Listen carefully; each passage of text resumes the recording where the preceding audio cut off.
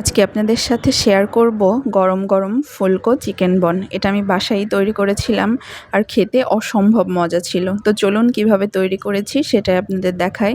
আমি এখানে কুসুম গরম লিকুইড দুধ নিয়েছি, তার ভিতরে দিয়ে দিলাম হচ্ছে লবণ আর হচ্ছে 1 চামচ ইস্ট আর হচ্ছে আধা চামচের মতো চিনি। তো আমি ইস্টটাকে একটু হালকা গুলিয়ে নিচ্ছিলাম যাতে দুধের সাথে মোটামুটি মিশে যায়।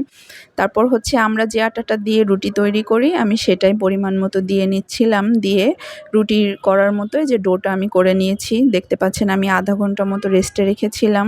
তো এখন কিন্তু বেশ অনেকটা ফুলে গিয়েছে, ইস্ট দেওয়ার জন্য এরকম হয়েছে। তো আমার যেহেতু অনেকটা মনে হচ্ছিল তো আমি অর্ধেক করে এভাবে ছুরির সাহায্যে ছোট ছোট করে কেটে নিচ্ছিলাম।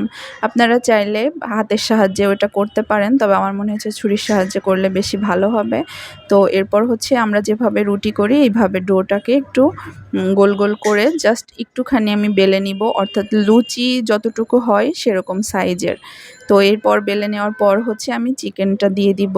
তো চিকেনের যে রেসিপিটা আমি মানে চিকেনটা দিচ্ছি এটা রেসিপিটা অলরেডি আমার পেজে আছে, আপনারা চাইলে দেখে আসতে পারেন। তো দিয়ে দেখতে পাচ্ছেন আমি কিভাবে মুখটা লাগিয়ে নিচ্ছি।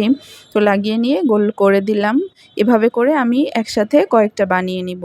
আমার প্যানে যেহেতু আমি প্রথমে চাচ্ছিলাম 4টা একসঙ্গে ভাজবো, তো আমি সেজন্য প্রথমে 4টা আগে বানিয়ে নিয়েছি, নিয়ে তারপর ভেজে মানে চুলায় দিয়ে তারপর বাদবাকিগুলো আমি করে নিচ্ছিলাম। আপনারা দেখতে পাচ্ছেন আমি কিভাবে দিয়ে কিভাবে গোল শেপটা করে নিচ্ছিলাম। তো এভাবে করার পরে এই যে দেখতে পাচ্ছেন আমার হয়ে গিয়েছে। তো আমি কড়াইটা গরম করে তার ভিতর তেলটা হালকা গরম করে নিয়েছি।